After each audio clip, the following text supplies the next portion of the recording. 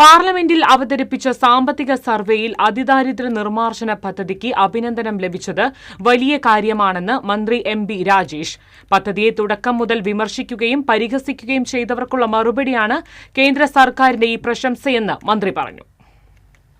രാമനിലയത്തിൽ മാധ്യമപ്രവർത്തകരോട് സംസാരിക്കുകയായിരുന്നു മന്ത്രി. കോൺഗ്രസും ബി.ജെ.പിയും ഈ പദ്ധതിക്കെതിരെ വലിയ രീതിയിലുള്ള വിമർശനങ്ങൾ ഉന്നയിച്ചിരുന്നുവെങ്കിലും വസ്തുതകൾ വസ്തുതകളായി തന്നെ കാണണമെന്നും നല്ല കാര്യങ്ങൾ തള്ളിപ്പറയരുതെന്നും അദ്ദേഹം ഓർമ്മിപ്പിച്ചു. കേരളത്തിന്റെ ഈ നേട്ടത്തെക്കുറിച്ച് മാധ്യമങ്ങൾ വേണ്ടത്ര ചർച്ച ചെയ്തില്ലെന്ന് മന്ത്രി കുറ്റപ്പെടുത്തി. കേരളത്തിന്റെ അതിദാരിദ്ര്യ നിർമ്മാർജ്ജന പദ്ധതിയെ ദേശീയ മാതൃക എന്ന് പ്രശംസിച്ചതായി ദേശീയ മാധ്യമങ്ങളിലെല്ലാം വാർത്ത വന്നു. ഞാൻ ഇന്ന് രാവിലെ പത്രങ്ങളൊന്നും നോക്കിയപ്പോൾ ടെലിവിഷൻ ചാനലുകൾ കാണുകയുണ്ടായില്ല. പത്രങ്ങളൊന്നും നോക്കിയപ്പോൾ മലയാളികൾക്കെല്ലാം അഭിമാനിക്കാൻ കഴിയുന്ന അത്തരമൊരു വാർത്ത കണ്ടതേയില്ല.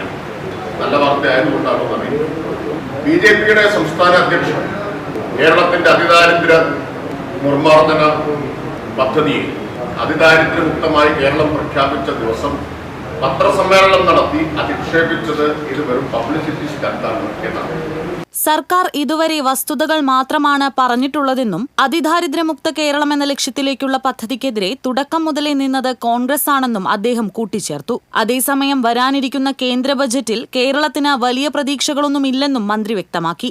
ദേശീയതലത്തിൽ സംസ്ഥാനത്തിന്റെ ദാരിദ്ര്യ നിർമ്മാർജ്ജന പ്രവർത്തനങ്ങൾക്ക് വലിയ സ്വീകാര്യത ലഭിക്കുമ്പോഴും കേരളത്തിന്റെ വികസന കാര്യങ്ങളിൽ കേന്ദ്ര സർക്കാരിന്റെ സമീപനത്തിൽ ആശങ്കയുണ്ടെന്ന് അദ്ദേഹം സൂചിപ്പിച്ചു. വിമർശിക്കുകയും പരിഹസിക്കുകയും ചെയ്ത എല്ലാവർക്കുമുള്ള മറുപടിയാണ്.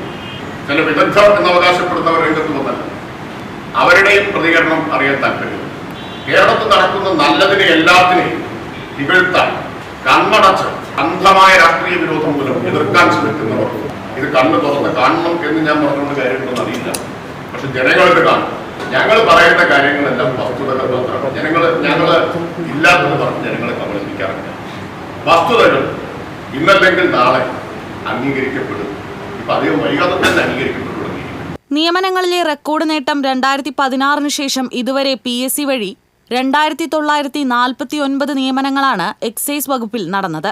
ആകെ 5600 പേരുള്ള സേനയിൽ കഴിഞ്ഞ 10 വർഷത്തിനിടെ ഇത്രയധികം നിയമനങ്ങൾ നടന്നത് വകുപ്പിന്റെ പ്രവർത്തനങ്ങളിൽ വലിയ മാറ്റമുണ്ടാക്കിയിട്ടുണ്ട്. കുറ്റാന്വേഷണ മികവിലും എൻഫോഴ്സ്മെന്റിലും കേരളത്തിലെ എക്സൈസ് സേന രാജ്യത്തെ ഏറ്റവും മികച്ച നിലവാരത്തിലാണെന്ന് മന്ത്രി പറഞ്ഞു. സേനയെ നവീകരിക്കുന്നതിന്റെ ഭാഗമായി പുതിയ വാഹനങ്ങൾ അനുവദിക്കുകയും സൈബർ വിങ്ങിനെ കൂടുതൽ ശക്തിപ്പെടുത്തുകയും ചെയ്തിട്ടുണ്ടെന്നും മന്ത്രി പറഞ്ഞു. TCV news, Thrissur.